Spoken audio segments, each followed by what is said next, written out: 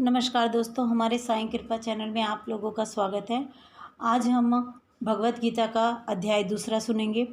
भगवत गीता में अध्याय दूसरे में भगवान ने हमें किस प्रकार से हमें सही मार्ग दिखाया, इसके बारे में करेंगे ताकि हमें आगे अपने जीवन को सार्थक बनाने में मदद मिल सके।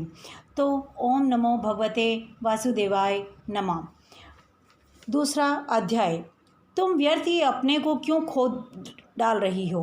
अरे तुम इतनी चिंता युक्त क्यों हो? भगवान श्री कृष्ण के चरण कमलों का चिंतन करो।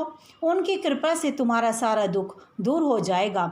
जिन्होंने कौरवों के अत्याचार से द्रौपदी की रक्षा की थी और गोप सुंदियों का सनाथ किया था, वे श्री कृष्ण कहीं चले थोड़े ही गए हैं। फिर तुम तो भक्ति हो और सदा उन्हें प्राणों से प्यारी हो।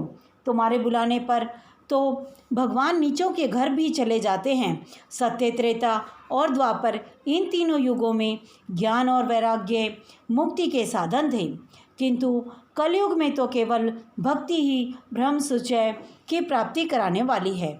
यह सोचकर ही परमानंद ज्ञान स्वरूप श्री हरि अपने सतरूप से तुम्हें रचा है। तुम साक्षात श्री कृष्ण की प्रिय और परम सुंदरी हो। एक बार जब तुमने हाथ जोड़कर पूछा था मैं क्या करूं, तब भगवान ने तुम्हें यही आज्ञा दी थी कि मेरे भक्तों का पोषण करो।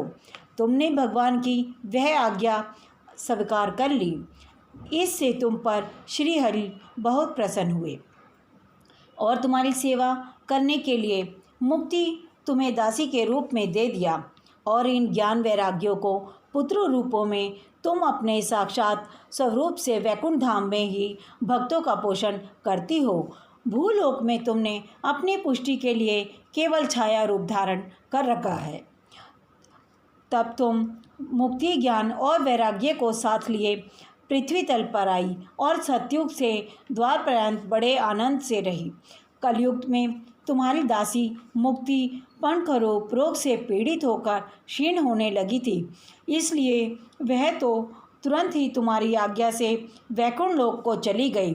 इस लोक में भी तुम्हारे स्मरण करने से ही वह आती और वहीं चली जाती है, किंतु इन ज्ञान वैराग्यों को तुमने पुत्र मानकर अपने पास ही रख छोड़ा है।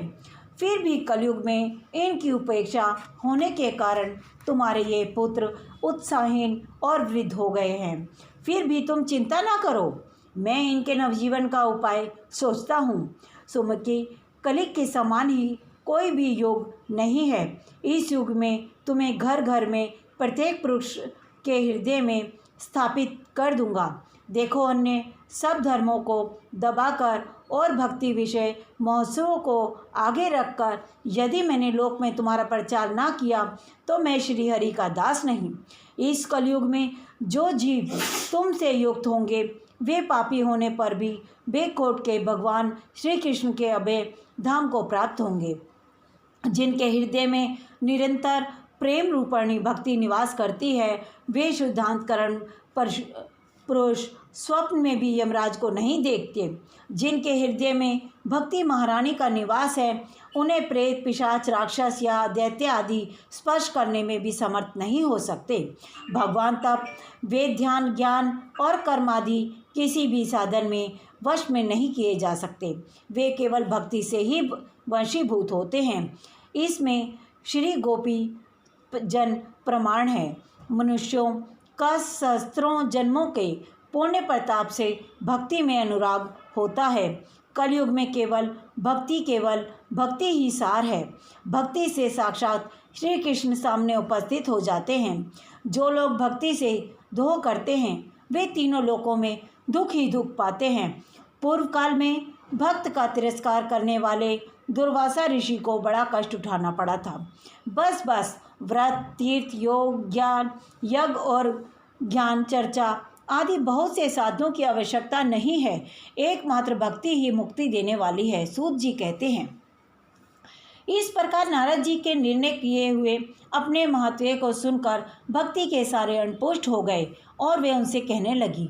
भक्ति ने कहा, नारद जी आप धन्य हैं, आपकी मुझे निश्चल प्रीति है। मैं सदैव आपके हृदय में रहूंगी, कभी आपको छोड़कर नहीं जाऊंगी। साधो आप बड़े कृपालु हैं, आपने क्षण भर में भी मेरा सारा दुख दूर कर दिया, किंतु अभी मेरे पुत्रों में चेतना नहीं आई है, आप इन्हें शीघ्र ही सचेत कर दीजिए, जगा दीजिए। सूत जी कहते हैं, भक्ति के ये वचन सुनकर नारद जी को बड़े करना आई और वे उन्हें हाथ से हिला डुला कर जगाने लगे। फिर उन्होंने कान के पास मुख लगाकर जोर से कहा, ओ ज्ञान जल्दी जाग पढ़ो, ओ वैराग्य जल्दी जाग पढ़ो। फिर उठो उन्होंने वेद ध्वनि, वेद घोष और बार बार गीता पाठ करके उन्हें जगाया। इससे वे जैसे तैसे बहुत जोर लगाकर उठे, किंतु आलस के कारण दोनों जमाई लेते रहे, नेत्र उघाड़कर देख भी नहीं सके। उनके बाल बगलों की तरह सफ़ेद हो गए थे। उनके अंग प्राय सूखे कंठ के समान निस्तेज और कठोर हो गए थे। इस प्रकार भूख प्यास के मारे अत्यंत दुर्बल होने के कारण उन्हें फिर सोते देख नारद जी को बड़ी चिंता हुई और वे सोचने लगे, अब मुझे क्या करना चाहिए। इनकी यह नींद और इससे भी बढ़कर इनकी वृद्धावस्था कैसे दूर हो। शौक जी इस प्रकार चिंता करते करते वे भगवान का स्मरण करने लगे। उसी समय वह आकाशवाणी हुई कि मैंने खेद मत करो, तुम्हारा यह उद्योग निसंदेह सफल होगा। देवर्षि इसके लिए तुम एक सत्कर्म करो, वह कर्म तुम्हें संत शिरोमणि महानुभाव बताएंगे। उस सत्संग का अनुष्ठान करते ही क्षण भर में उनकी नींद और वृद्धावस्था चली जाएगी तथा सर्वत्र भक्ति का प्रसार होगा। यह आकाशवाणी वहाँ सभी को साफ साफ सुनाई दी। इससे नारद जी को बड़ा विस्मय हुआ और वे कहने लगे, मुझे तो इसका कुछ आशय समझ में नहीं आया। नारद जी बोले, इस आकाशवाणी भी गुप्त में ही बात कही, यह नहीं बताया कि वह कौन सा साधन किया जाए जिससे इनका कार्य सिद्ध हो।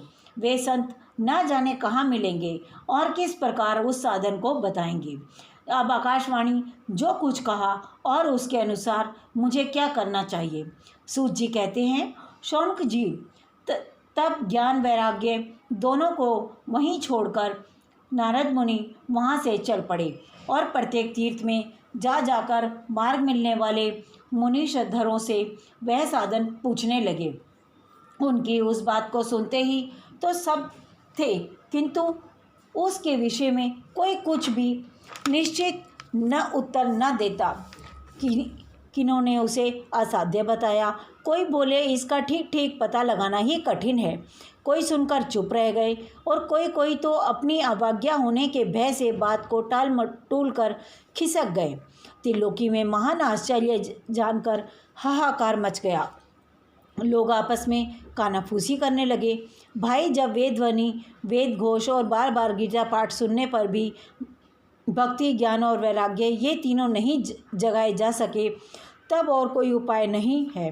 39-40 स्वयं योगीराज नारद जी भी इसका ज्ञान नहीं है, उसे दूसरी संसारी लोग कैसे बता सकते हैं। इस प्रकार जिन जिन ऋषियों से इसके विषय में पूछा गया, उन्होंने निर्णय करके यही कहा कि बात दुर्साध्य ही है। तब नारद जी बहुत चिंतायुक्त हुए और बद्रीवन में आए। ज्ञान वैराग्य को जगाने के लिए उन्होंने वहाँ निश्चय किया कि मैं तप करूँगा। उसी समय उन्हें अपने सामने करोड़ों सूर्य की समान तेजस्वी सनकादि मुनीश्वर दिखाई दिए। उन्हें देखकर मुनि श्रेष्ठ कहने लगे। नारद जी ने कहा, महात्माओं, इस समय बड़े भाग्य से मेरा आप लोगों के साथ समागम हुआ है। आप मुझ पर कृपा करके शीघ्र ही वह साधन बताइए। आप सभी लोग बड़े योगी, बुद्धिमान और विद्वान हैं। आप देखने में 5-5 वर्ष के बालक से जान पड़ते हैं, किंतु पूर्वजों के भी पूर्वज हैं। आप लोग सदा वैकुंठ धाम में निवास करते हैं, निरंतर हरि कीर्तन में तत्पर रहते हैं। बग वल्लभकाई लाख मृत रसावादन का सदा उसी में उन्माद रहते हैं। और एकमात्र भगवत कथा ही आपके जीवन का आधार है। श्री शरणम, भगवान ही हमारे रक्षक हैं। यह वाक्य सर्वथा आपके मुख में रहता है। इसी से काल प्रति वृद्धावस्था भी आपको बाधा नहीं पहुंचाती। पूर्व काल में आपको भगवान विष्णु के द्वारपाल जय और विजय तुरंत पृथ्वी पर गिर गए थे और फिर आपकी ही कृपा से वे पुनः वैकुंठ लोक पहुंच गए। धन्य है, इस प्रकार आपका दर्शन बड़े सौभाग्य से हुआ। मैं बहुत दीन हूँ और आप लोगों स्वभाव से ही दयालु हैं, इसलिए मुझ पर आपको अवश्य कृपा करनी चाहिए। बताइए, आकाशवाणी ने जिसके विषय में कहा वह कौन सा साधन है और मुझे किस प्रकार उसका अनुष्ठान करना चाहिए? आप इसका विस्तार से वर्णन कीजिए। भक्ति, ज्ञान और वैराग्य किस प्रकार सुख मिल सकता है और किस तरह इनकी प्रेम पूर्वक सब वर्णों में प्रतिष्ठा की जा सकती है। सनकादि ने कहा, देवर्षि, आप चिंता न करें, मन में प्रसन्न हो। उनके उद्धार का एक सरल उपाय पहले से ही विद्यमान है।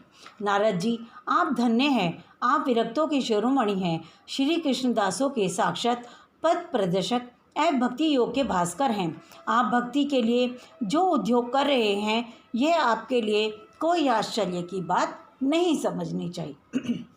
भगवान के भक्त के लिए तो भक्ति ही सम्यक स्थापना करना सदैव उचित ही है। ऋषियों ने संसार में अनेकों मार्ग प्रकट किए हैं, किंतु वे सभी कष्ट साध्य हैं और परिणाम में प्राय स्वर्ग की भी प्राप्ति कराने वाले हैं। अभी तक भगवान की प्राप्ति कराने वाला मार्ग तो गुप्त ही रहा है। उसका उपदेश करने वाला पुरुष प्राय भाग्य से ही मिलता है। आपको आकाशवाणी ने जिस सत्संग संकेत किया उसे हम बतलाते हैं। आप प्रसन्न और समाहित होकर सुनिए। नारद जी, दर्वज्ञा, तर्पोज्ञा, योग यज्ञ और सर्वाध्यारूप ज्ञान यज्ञ, ये सब तो सर्वगति की प्राप्ति कराने वाले कर्म की ही ओर संकेत करते हैं। पंडितों ने ज्ञान यज्ञ को ही सत्कर्म का सूचक माना है। वह श्री भगवत कथा का प्राण है, जिसका गान शुकादि महानुभावों ने किया है।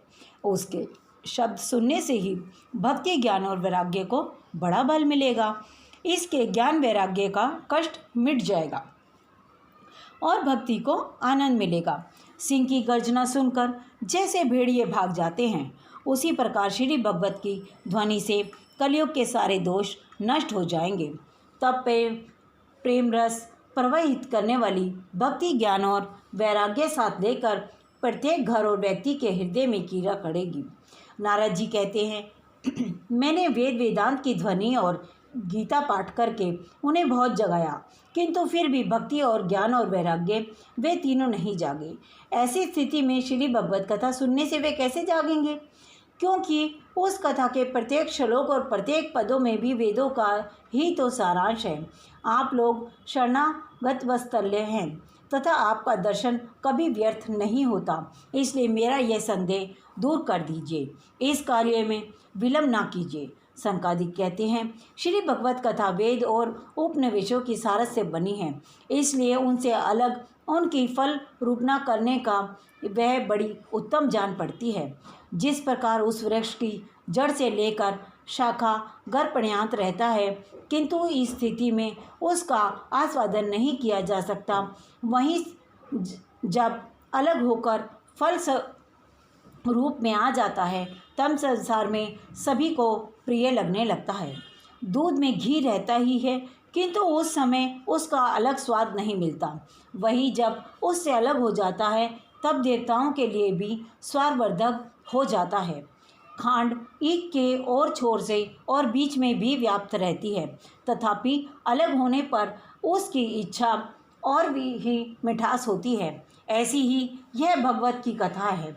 यह भगवत पुराण वेदों के समान है। श्री व्यासदेव ने जी इसे भक्ति, ज्ञान और वैराग्य की स्थापना के लिए प्रकाशित किया है। पूर्व काल में जिस समय वेद वेदांतों के परागामी और गीता की रचना करने वाले भगवान व्यासदेव खिन्न होकर अज्ञान समुद्र में गोते खा रहे थे, उस समय आपने ही उन्हें 4 श्लोकों में इसका उपदेश किया था। उसके सुनते ही उनकी सारी चिंता दूर हो गई थी। 72 और 73। फिर इसमें आपको आश्चर्य क्यों हो रहा है?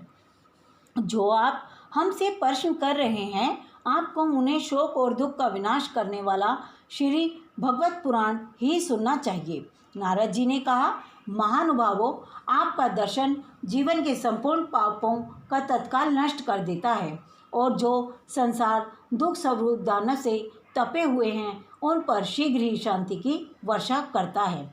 आप निरंतर शेष जी के सहस्त्र मुखों में गाए हुए भगवत मृत का ही पालन करते हैं। मैं प्रेम लक्षण भक्ति का प्रकाश करने के उद्देश्य से आपकी शरण लेता हूँ।